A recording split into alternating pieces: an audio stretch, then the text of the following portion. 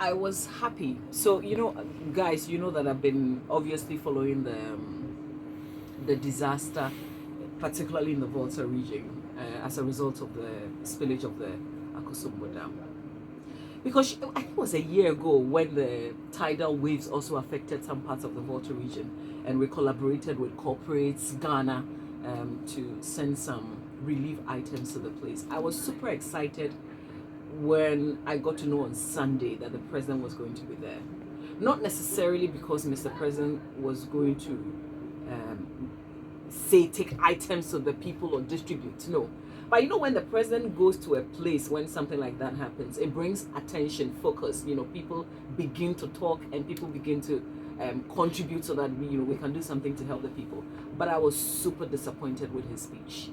And I know that Winston, this was not a prepared speech because I watched the video. He was talking. This was him talking with the people. And I didn't know why he decided to talk about elections and votes. Because the people, listen, if you are in Mbappe and your entire investment, your life has been absorbed, is it like your home, where you grew up, where you raised your children, the entire house has been submerged. The last thing on your mind really is votes and elections. And I was really disappointed that Mr. President would go that direction. The rest of the things that he had to say, I did not listen. I mean, it was just the voting thing for me. What has voting got to do with people who are living in this kind of state where they don't have homes, they don't have food, they don't have water, children cannot go to school, and the only thing on our minds, really, elections? I mean, it just sends the signal. We've heard that all our politicians do, all our leaders do is to think about elections, and it looks like that's it. He couldn't stay away from it. I mean, I am still really disappointed. I don't know about you guys, not because I come from the region, because I think in a situation like that, you need to empathize with the people. It's empathy. Just tell them that you are with them, that you support them, that government will do all it can to bring some sort of relief to them, and call on others who can contribute in helping the people. But don't talk about elections. Hey! Now, there's an attempt to explain this. Oh, please. The director of communications at the presidency wrote something on Facebook. I want to assure you, quoting the president really, I want to assure you that the government is going to do everything in its power to assist and to make sure that things are all right. I think everybody here, and I hope you take the message all across, North Town, South Town, Central Town, but when these things happen and government as politics does not come in the matter at all. When I took the oath of office as president, I took the oath of office as president for every single individual in Ghana, for all the people in Ghana, all districts, whether they voted for me or not. Once I have taken the oath of office, I am the president for all the people. Then he proceeds. Togbe, I want the people here, beginning with you and the elders, to understand that when something like this happens and government is acting for Ghanaians, for all Ghanaians. I came here because Ghanaians are having difficulties and are suffering, and it is my responsibility to help, to try and help. Because if it is a question of counting who votes for me and who doesn't vote for me, then I shouldn't be here, because you don't vote for me. But that's not my concern. And in any event, one day you vote for me and my party. This is the quote that the director of communications actually sought to explain. Frankly, I don't see the explanation here. It was unnecessary, it was redundant, and yes, why is there even a need to repeat the point that you are president for all? Is there a dispute over that? He's been president for how many years? Yes, you are for 7, getting into your very final year in office.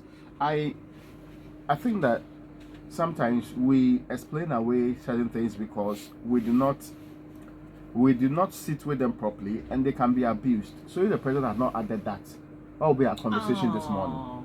Our conversation this morning will be that the executive president went there, perhaps assured the people. I did not hear the things he said he would do for them, but maybe this is another conversation. But perhaps assure the people that I'm with you and I will help you come out of the difficulties that you currently find yourself. That's all we've been discussing.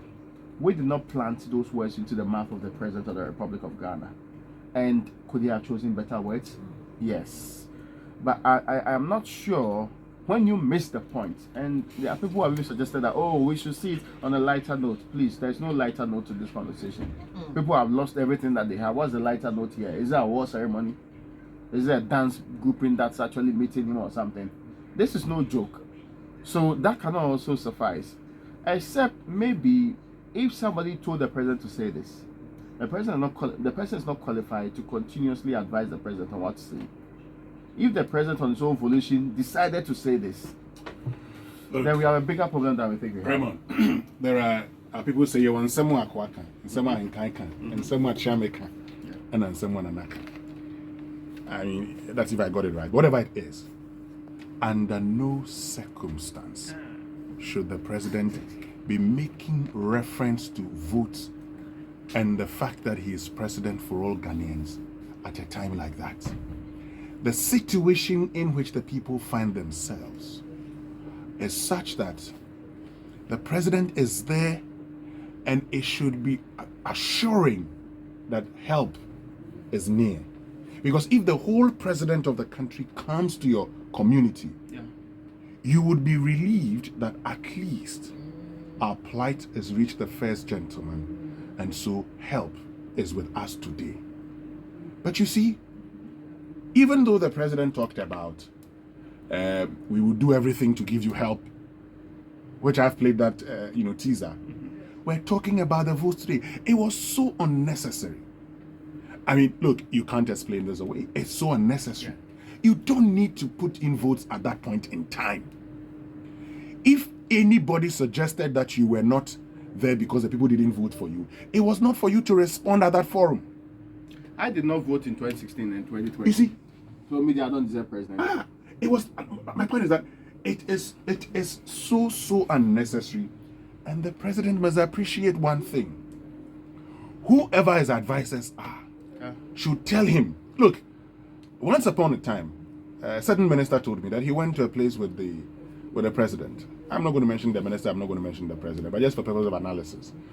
When they got there, the president said, oh, as for your bridge that has collapsed, he told the people to fix the bridge and tar the road. Then he told the minister, who was also MP, that, oh, minister, as for your bridge, we will fix it. But you know that as for the road, we cannot do it now as we stand here. This was a community cut off. They immediately fixed the bridge, but they didn't tar the road. Where did the people vote for him? Oh, no, of course, he didn't make that point. But when he went there at the time, in the lowest moment of the people, the promise was that we will tar the road. The people were, at least, it was assuring. You are there. Tell them the help they are going to get. Tell them other things you've put in place.